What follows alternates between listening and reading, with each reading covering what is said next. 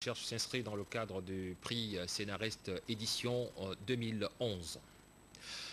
On parle à présent de politique dans cette édition d'information. Déclaration ce matin à l'Assemblée nationale des députés de l'opposition, les parlementaires des groupes GFC, UPG et les députés PSD et RNB ont axé leurs propos sur l'introduction de la biométrie dans le code électoral. La déclaration est lue ici par Léon Bouyembi, porte-parole de ces groupes.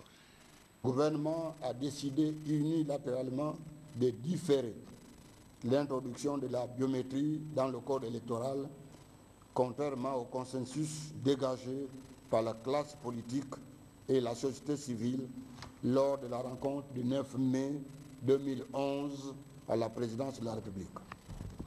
Le gouvernement a décidé de passer outre les injonctions du président de la République, telles que transcrites dans le communiqué final du Conseil des ministres du 14 juin 2011, lui demandant de tout mettre en œuvre pour matérialiser les recommandations de la Cour constitutionnelle, notamment la promulgation de la loi sur la protection des données à caractère personnel, adoptée en termes identiques par les deux chambres du Parlement. L'élaboration sans délai d'un projet de loi portant modification de la loi 796 du 12 mars 1996 portant dispositions communes à toutes les élections politiques en République gabonaise en prenant en compte les dispositions de la loi sur la biométrie.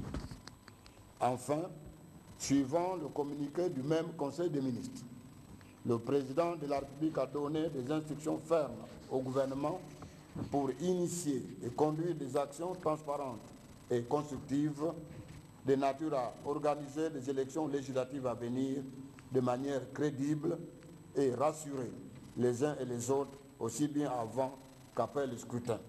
Instruction restée également lettre morte. Au vu de ce qui précède, les députés de l'opposition demandent au président de la République de reprendre en main le dossier en promulguant par la procédure d'urgence ce qui aurait dû être fait, la loi sur la protection des données à caractère personnel. En mettant en place de toute urgence la commission mixte paritaire, majorité, opposition, société civile, telle que décidée lors de la rencontre du 9 mai 2011 en vue de proposer, dans les meilleurs délais, un projet de texte consensuel introduisant la biométrie dans le code électoral. En adoptant par ordonnance le dit texte modifiant la loi 796, et ce, dans les meilleurs délais. Pour sa part, le maire du 3e arrondissement de Libreville, face aux populations d'Akébé, Serge Akasaga, a tenu à dénoncer l'attitude de certains compatriotes qui ne cessent de remettre en cause l'action du chef de l'État depuis son élection en 2009. Prosper Bemba-Matembe, Thierry Ibwanga, reportage. Se réunissent notamment les dimanches pour prier. Ici, les évêques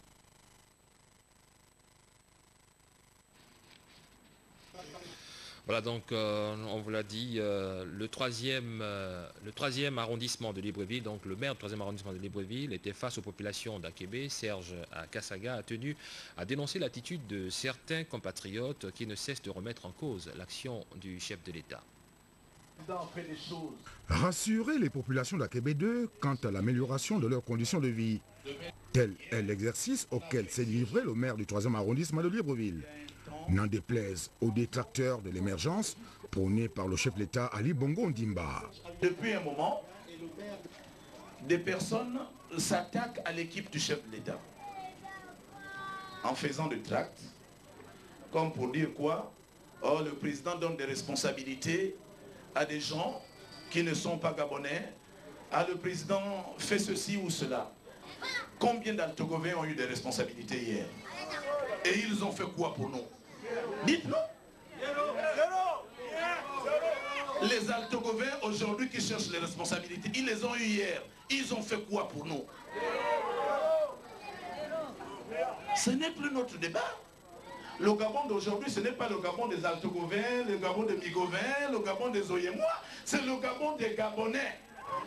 Les travaux de désenclavement d'Akébé 2 se poursuivent.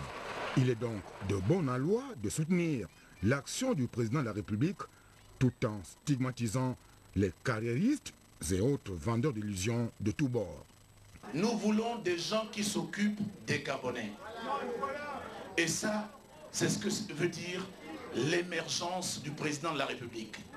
C'est pour cela qu'en tant que maire émergent, j'ai pris ma responsabilité et mon courage aujourd'hui pour dire aux populations du 3e arrondissement qui sont bénéficiaires des actes du président de la République, qui sont très visibles, pour lui dire, monsieur le président, quand tout va bien, on ne change pas, on continue. Akébé 2 constitue donc la première étape de la tournée du maire du 3e arrondissement à travers sa circonscription politique. Autre sujet, la formation des militantes de l'Union des femmes du Parti démocratique gabonais répond au souci du chef de l'État de faire des femmes des acteurs incontournables du développement. Réflexion, Blandine Adamvé, Médaringeng. C'est une foule en liesse de militantes et hiérarques de l'exécutif autour du secrétaire général du PDG, Faustin Boukoubi, qui accueille la toute première promotion de la Maison de la Femme au siège du parti. Ici, il s'est agi de booster la femme pédégiste, longtemps considérée comme une accro à la danse, vers l'acquisition et l'appropriation du challenge du chef de l'État de faire du Gabon un pays émergent. La militante pédégiste tient à relever le défi. Le Bureau national va suivre le fonctionnement de vos activités, parce que c'est un patrimoine de l'UFPDG. C'est pour ça que tout à l'heure, je vous demandais d'en faire bon usage. Parce que si c'est pour aller au marché, acheter des robes, acheter quoi que ce soit, on ne vous encadrera plus. On a pu découvrir le génie créateur des femmes militantes du PDG. Celles ayant opté pour la couture ont réalisé de belles œuvres. Des robettes, des robes, des ensembles, des nappes de table, bref. Pendant toute l'année, nous avons pu confectionner des robettes, des ensembles, hommes et femmes. Par rapport à cette formation, nous pouvons déjà être autonomes. Au niveau de l'exécutif, c'est le satisfecit qui est mis en exergue. En ce qui nous concerne, nous sommes ravis de ce que font nos camarades au féminin et nous les encourageons. Il faut dire que la présidente d'honneur de l'UFPDG invite les femmes à jouer leur partition dans ce noble combat de devenir des acteurs incontournables du développement.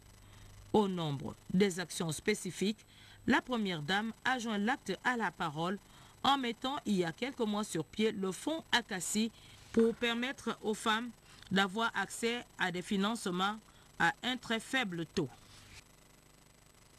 La page triste de cette édition d'information, suite au décès de M. Mondjo Pierre-Alain Saint-Pierre, le programme des obsèques est le suivant.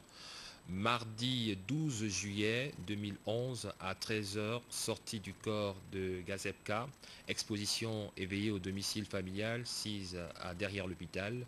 Mercredi 13 juillet 2011, 9 h, office religieux en l'église Notre-Dame de l'Assomption, cathédrale Sainte-Marie. 11h30, inhumation au cimetière de Lalala.